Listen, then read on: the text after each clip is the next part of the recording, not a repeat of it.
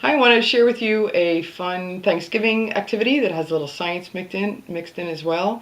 It's a Thanksgiving craft that utilizes chromatography, and this is a little chemistry experiment that shows how colors can move. And so what we're going to need are some plastic cup and some sponges that have been cut up into small squares. And then we'll put in each cup, we'll put a sponge, and we'll fill it with water to just below where the sponge is. So we want the sponge to be above the surface there. And we're also going to need some coffee filter papers. And you can decorate these with water soluble or washable markers. You can decorate them and do designs and everything. What we're going to do is we're going to fold this, and after you decorate it with the marker, you can do this too. Fold it in half, and then fold it in half again, and then fold it in half again, and then fold it in half again. Okay, so you could do that with the decorated coffee filter. Or now you can add some food coloring to the tip here. So what I do is you could just have different colors of food coloring in little dishes, and you could just dip it very, very quickly in there. And so I have some here that have already been dipped. And you can let this dry and prepare this ahead of time if you're doing it for a classroom or something, or you could do it right away. So I've prepared some of these, and what I have are mixtures of colors down here, but because all the different colors are going to travel at different rates, we're going to see that they're going to separate as the water travels through them. So what we're going to do is we're going to rest each one of these, just rest it on the top of the sponge, and then what we're going to have is the water is going to be drawn up through wicking action, and it's going to wet the filter paper as it goes up, and as it does so, it's going to carry the colors with it. So you just need to rest it on there very carefully, very gently, and you'll see as it starts to go, we're going to see a separation of some colors. So we can get some really nice designs here.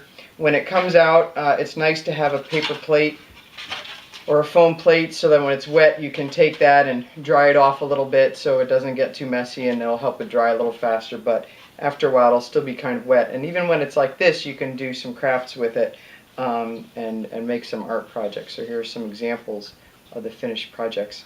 And then one thing you could do with them is make little butterflies. So I've done this in the past, but for Thanksgiving my teachers at my kids' school had some great ideas about making turkeys with them. So we did that too. So you can just, again, with a paper clip, a clothespin, you can make a little turkey. And what I did was I cut one of these in half so that I could make a couple layers here. But if you want to have the kids cut out little turkeys and decorate them, you can, if they do two of the filter papers, you can staple them top to bottom, or you could staple them side by side so you can get a few different pictures out. Very colorful, very nice. Or you could just do a single filter paper, and what we just did was staple it right. You can even do it while it's a little damp. You can staple it, and that works nicely. Or you can make a nice, put it on a nice background, black background that stands out very nicely. Put a staple down here and then just a little dot of glue up top to hold it in place. That one works pretty nicely. And then another option is to cut the filter papers in half, and then you can either make a freestanding, so this is two different filter papers layered on top of each other, so you get some nice different colors. We also added some googly eyes, and then we had one that's very creative. This one is an alien turkey, so he's pretty crazy with all those eyeballs. But you can see we did two filter papers, cut them in half, and then just stacked them up here and glued them into place, so that gives some very nice colorful art there. So we can see, let's just take a look at a few of these. Look like they're almost done. So this one looks like it had some red and blue food coloring in there, so you can see them separate into the different colors as they travel at different speeds. We call that chromatography. Dab that. This one had some yellow and green, it looks like. It's a very nice one. Some have all sorts of, the blue and green come out very nice together. Really pretty colors. And you can let it go all the way to the edge, or you can leave a little border of white. Don't let it go quite to the top. That looks nice too.